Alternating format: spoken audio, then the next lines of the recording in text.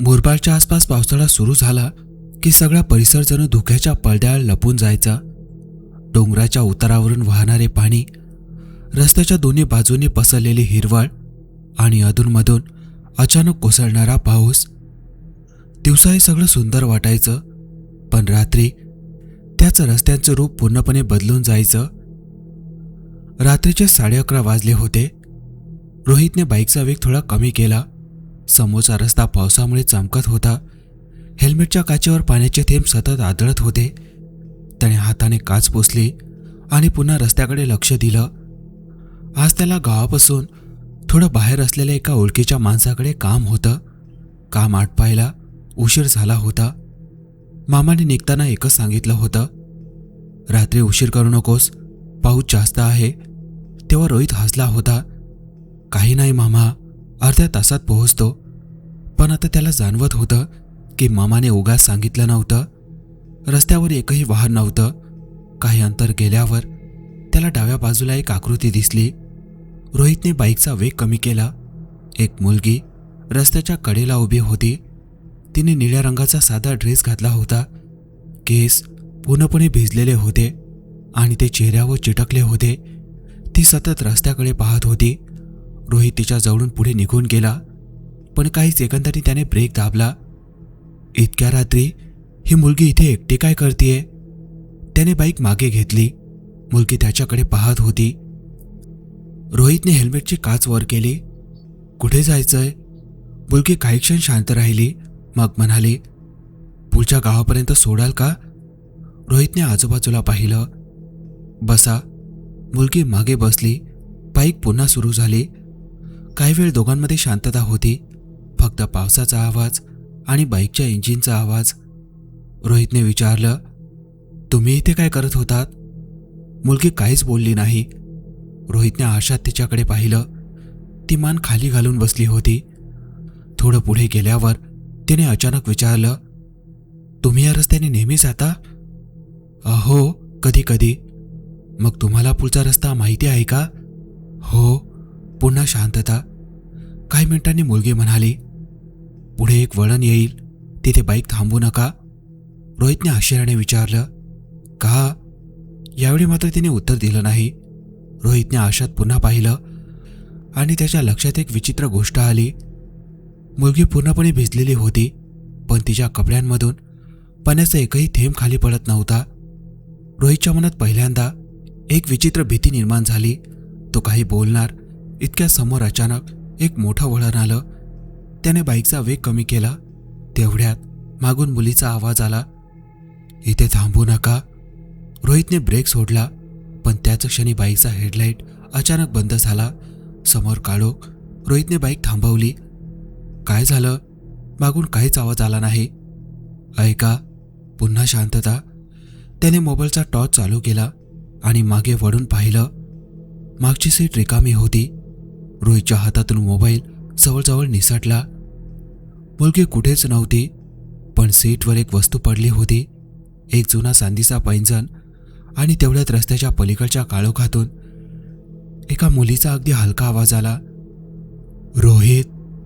तो जागच्या जागेत हिजला, कारण त्याने त्या मुलीला आपलं नाव सांगितलंच नव्हतं. रोहित काही क्षण बाईकवरच बसून राहिला. पावसाचा आवाज कानावर पडत होता, पण त्याचं लक्ष आता कुठेच नव्हतं. त्याच्या नजरा सतत आजूबाजूच्या अंधारात फिरत होत्या. रोहित.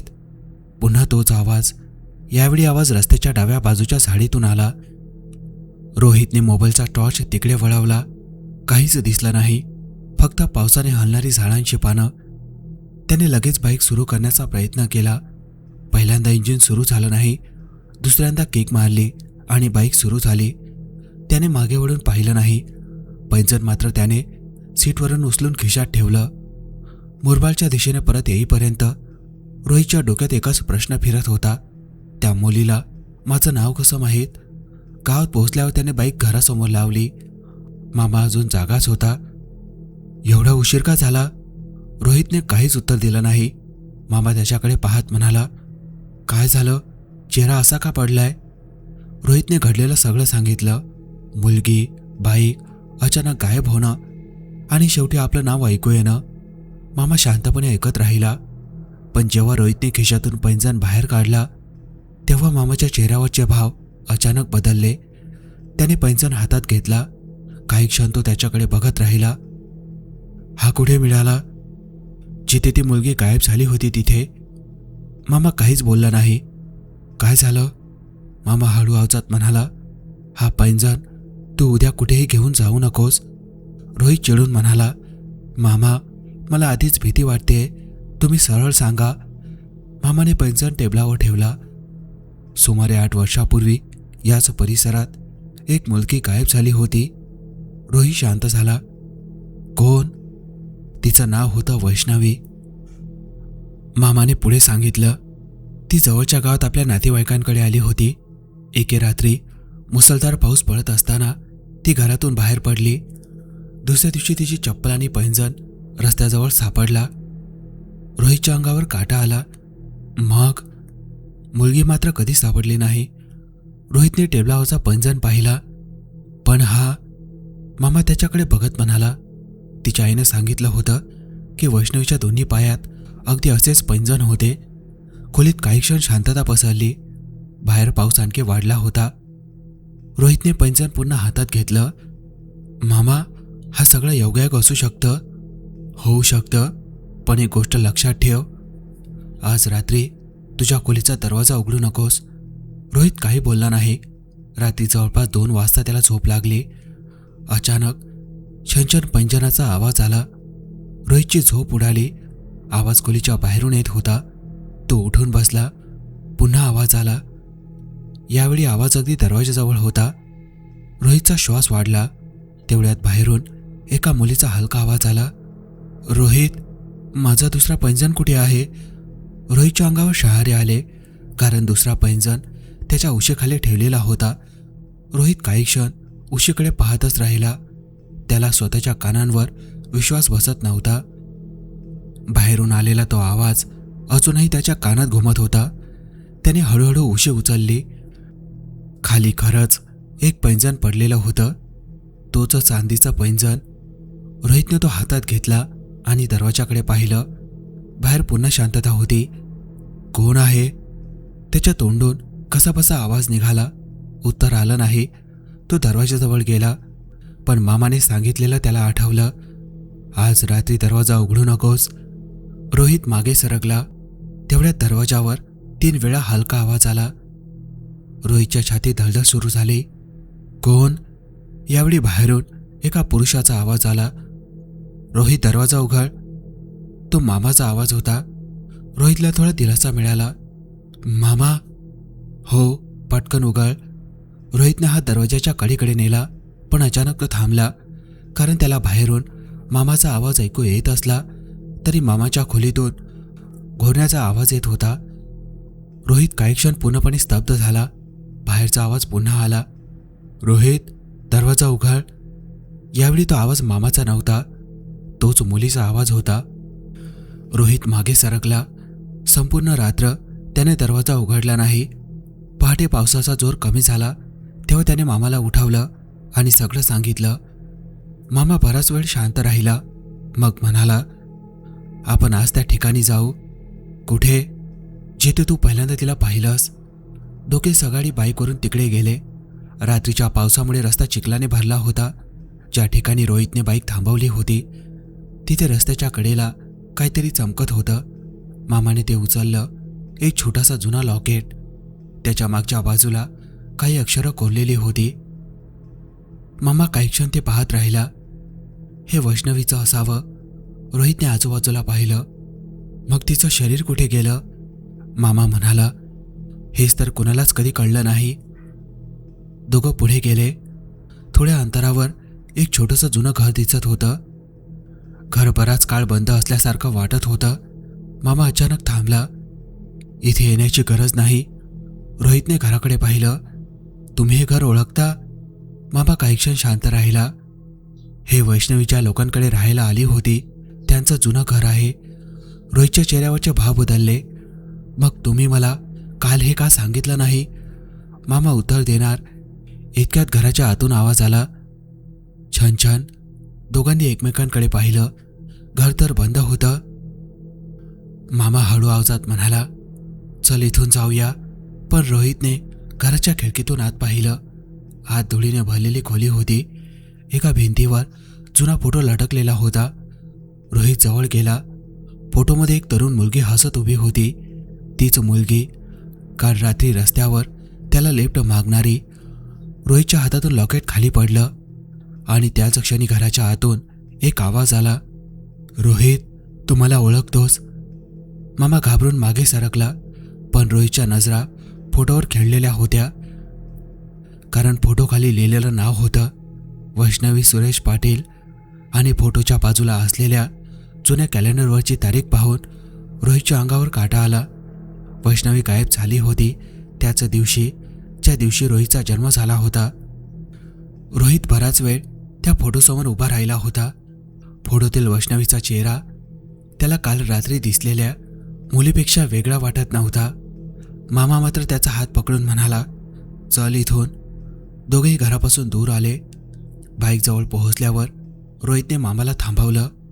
मामा, आता मला सगळं खरं सांग. वैष्णवी गायब झाली त्या रात्री नेमकं काय झालं होतं? मामा बराच वेळ शांत राहिला. शेवटी त्याने दीर्घ श्वास घेतला. त्या रात्री वैष्णवी एकटी बाहेर पडली नव्हती. रोहितने आश्चर्याने विचारलं, मग? तिच्यासोबत आणखी एक मुलगा होता. कोण? मामा खाली पाहत म्हणाला, सुरेश. तिचा भाऊ? नाही, गावातला ओळखीचा मुलगा. रोहितच्या मनात लगेच प्रश्न आला, मग त्याचं काय झालं? मामा म्हणाला, दुसऱ्या दिवशी तोही गावातून गायब झाला. रोहित काही क्षण काहीच बोलला नाही. मग पोलिसांनी चौकशी केली, रस्ता तपासला, नदी, ओढे, शेत सगळीकडे शोध घेतला. पण दोघांचाही पत्ता लागला नाही. आणि लोकांनी काय मानलं? पावसात दोघांचा अपघात झाला असावा. रोहितने पैंजण हातात घट्ट पकडलं. पण मला ती का दिसली? मामा म्हणाला, मला माहीत नाही. दोघे घरी परतले. त्या दिवशी रोहितच्या मनात एकच विचार होता, वैष्णवीचा मृत्यू झाला होता की ते कुठेतरी जिवंत होती. संध्याकाळी त्याने गावातील एका वृद्ध व्यक्तीला भेटायचं ठरवलं. गावात सगळेजण त्यांना तात्या म्हणत. तात्यांनी वैष्णवीचं नाव ऐकताच त्यांचा चेहरा गंभीर झाला. तुला तिच्याबद्दल कोणी सांगितलं? रोहितने काल रात्रीची घटना सांगितली. तात्या काही क्षण त्याच्याकडे पाहत राहिले. मग घराच्या आत जाऊन एक जुना लोखंडी डबा घेऊन आले. डब्यात काही जुनी कागदपत्र आणि एक फोटो होता. तात्यांनी फोटो रोहितसमोर ठेवला. हा सुरेश. रोहितने फोटो पाहिला. तरुण मुलगा. तात्यांनी हळू आवाजात सांगितलं, गावात त्याच्याबद्दल एक गोष्ट कुणी बोलत नाही. काय? त्या रात्री वैष्णवी आणि सुरेशमध्ये भांडण झालं होतं. रोहित पुढे झुकला. कशावरून? वैष्णवीला काहीतरी माहीत झालं होतं. काय? तात्या उत्तर देणार इतक्यात घराबाहेर अचानक जोराचा पाऊस सुरू झाला. दारावर पावसाचे थेंब आपटू लागले. तात्यांनी खिडकी बंद केली. मग त्यांनी हळू आवाजात सांगितलं, वैष्णवीला त्या जुन्या घरात काहीतरी सापडलं होतं. रोहितला लगेच सकाळचं बंद घर आठवलं. काय सापडलं होतं? तात्यांनी उत्तर दिलं नाही. ते उठले आणि भिंतीवर लटकलेली जुनी चावी खाली घेतली. हे घर उघडायचं असेल तर ही चावी वापर. रोहितने चावी हातात घेतली. तुम्ही माझ्यासोबत येणार? तात्यांनी मान हलवली. नाही. का? तात्यांनी त्याच्याकडे पाहिलं. कारण त्या घरात जे घडलं होतं ते मी माझ्या डोळ्यांनी पाहिलंय. रोहितच्या अंगावर काटा आला.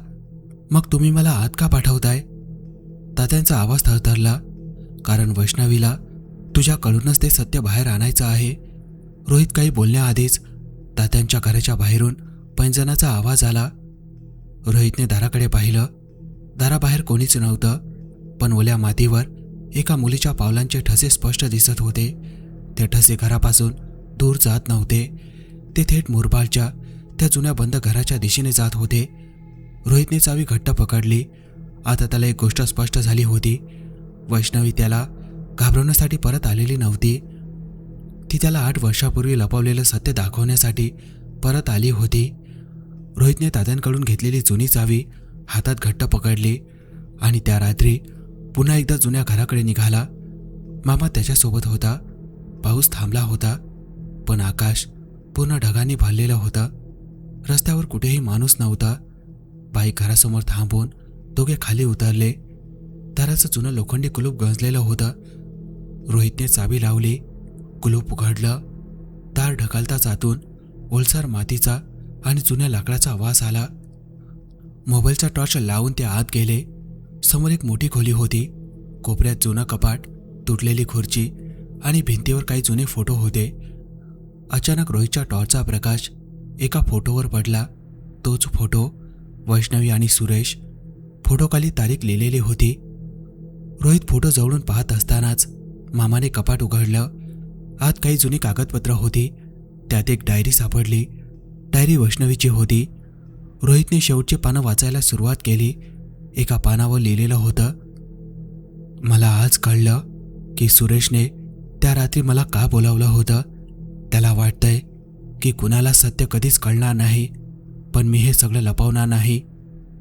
पुढच्या पानावर फक्त एक वाक्य होतं, जर मला काही झालं तर हे घर तपासा. रोहितच्या हाताला थरकाप सुटला. त्याने घरात नजर फिरवली. मामा. अचानक मागच्या खोलीतून आवाज आला. छन छन. दोघेही तिकडे वळले. मागच्या खोलीच्या जमिनीवर एक जुना लाकडी फळा होता. रोहितने तो उचलला. खाली एक छोटी लोखंडी पेटी होती. पेटी उघडल्यावर आत काही कागद, एक जुना मोबाईल आणि एक छोटं कापडी पाकिट होतं. पाकिटात दुसरा पैंजण होता. रोहित काही क्षण तो पाहत राहिला. मग त्याला मागून आवाज ऐकू आला. आता माझं काम झालं. तो हळूच मागे वळला. दारात वैष्णवी उभी होती. तिच्या चेहऱ्यावर भीती नव्हती. यावेळी तिच्या चेहऱ्यावर एक विचित्र शांतता होती. रोहित काही बोलू शकला नाही. वैष्णवीने फक्त पेटीकडे बोट दाखवलं. हे पोलिसांकडे दे. रोहितने मान हलवली. पण तुझ्यासोबत नेमकं काय झालं होतं? वैष्णवी काही क्षण त्याच्याकडे पाहत राहिली. त्या रात्री सुरेशने मला इथे बोलावलं. माझ्याकडे काही पुरावे होते. आमच्यात भांडण झालं. मी बाहेर पळाले, पण रस्त्यावर माझा अपघात झाला.